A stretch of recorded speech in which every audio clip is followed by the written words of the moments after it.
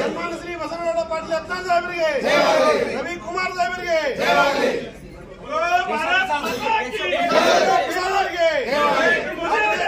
ಪಕ್ಷಕ್ಕೆ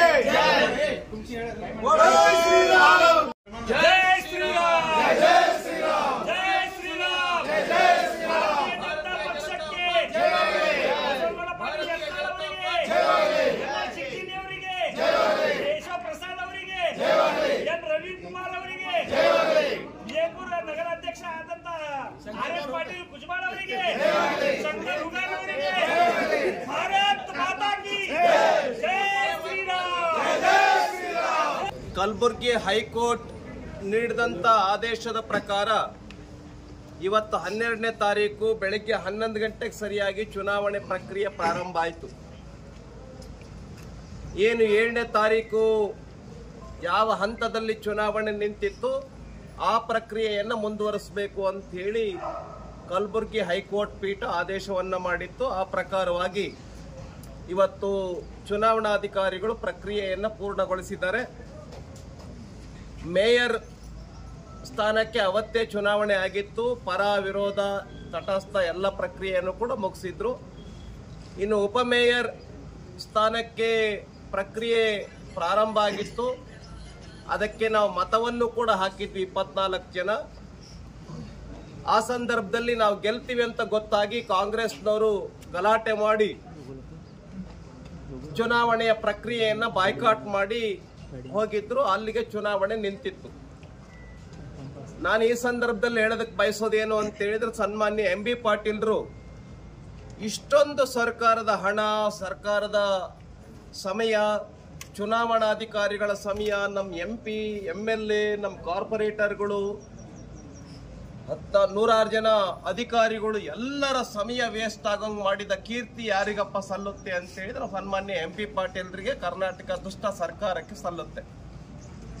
ಕಾರಣ ಇಷ್ಟೇ, ಭಾರತೀಯ ಜನತಾ ಪಾರ್ಟಿಯ ಮೇಯರ್ ಮತ್ತು ಉಪಮೇಯರ್ ಗೆದ್ದು ಬಿಡ್ತಾರೆ, ಏನಾದರೂ ಮಾಡಿ ಇದಕ್ಕೆ ನಾವು ಸ್ಥಗಿತ ಮಾಡಬೇಕು ಅನ್ನೋ ಒಂದೇ ಒಂದು ಆಲೋಚನೆಯಿಂದ ಈ ಒಂದು ಪ್ರಕ್ರಿಯೆಯನ್ನು ಸ್ಥಗಿತಗೊಳಿಸಿದ್ರು. ಆದರೆ ಹೈಕೋರ್ಟ್ ಪೀಠ ಈ ಒಂದು ಸತ್ಯದ ಪರವಾಗಿ ಚುನಾವಣೆ ಸರಿಯಾಗಿ ನಡೀಬೇಕು ಅನ್ನೋ ಕಾರಣಕ್ಕೋಸ್ಕರ ಇವತ್ತು ಚುನಾವಣೆಯ ಪ್ರಕ್ರಿಯೆಯನ್ನು ಪೂರ್ಣಗೊಳಿಸಿದ್ದಾರೆ.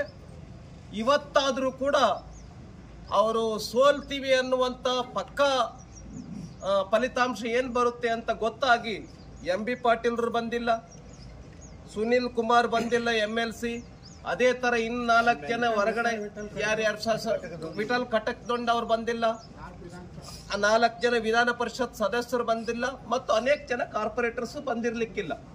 17 ಜನರ ಪೈಕಿ ಒಟ್ಟು ಬಂದಿದ್ದು 13 ಜನ ಮಾತ್ರ. ಇದರ ಅರ್ಥ ಅವರು ಚುನಾವಣೆಯಲ್ಲಿ ಸೋಲೋದು ಶತಸಿದ್ಧ ಅಂತ ಈ ಮೂಲಕ ಗೊತ್ತಾಗಿದೆ.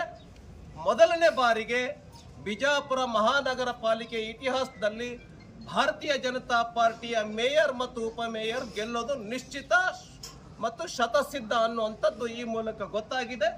ಒಂದು ದೊಡ್ಡ ಮುಖಭಂಗ ಕಾಂಗ್ರೆಸ್ಸಿನ ಸಚಿವರಿಗೆ ಮತ್ತು ಕಾಂಗ್ರೆಸ್ ಪಾರ್ಟಿಗೆ, ಕಾಂಗ್ರೆಸ್ನ ನಾಯಕರಿಗೆ ಈ ಒಂದು ಚುನಾವಣೆಯ ಮೂಲಕ ಆಗಿದೆ ಅಂತೇಳಿ ಈ ಸಂದರ್ಭದಲ್ಲಿ ಹೇಳೋದಕ್ಕೆ ಅವ್ರಿಗೆ ಬೇರೆ ದಾರಿನೇ ಇಲ್ಲ. ಏನಾದರೂ ಮಾಡಿ ಮುಖ ಉಳಿಸ್ಕೊಳ್ಳೋದು. ಪ್ಲೀಸ್ ಸರ್ ಕೇಳ್ತಾ ಇದ್ದಾರೆ ಸರ್. ಸರ್ ಜಸ್ಟ್ ಒಂದು ಇಶ್ಯೂ ಹೇಳ್ಬಿಡಿ ಸರ್. ಸರ್ ಈಗ ಪಾಲಿಕೆ ಆಹಾರ ವಿಚಾರ ಸರ್. ಸರ್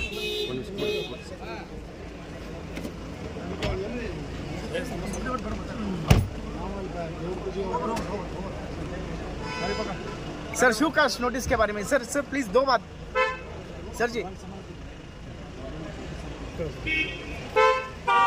बिड्रे ಮಾಡಿರ್ತಕ್ಕಂಥ ಕಾಂಗ್ರೆಸ್ ಪಾರ್ಟಿಗೆ ರಾಜಕೀಯ ಈ ಸಂದರ್ಭದಲ್ಲಿ ಅವ್ರು ಹೇಳ್ತಕ್ಕಂಥದ್ದು ಅನರ್ಹ ಆಗ್ತಾರೆ, ಆಗೋಗಿದೆ, ಇವರು ಸದಸ್ಯರೇ ಅಲ್ಲ ಇದು. ಹಾಗಾಗಿ ಈ ಚುನಾವಣೆ ಹಸಿಂದು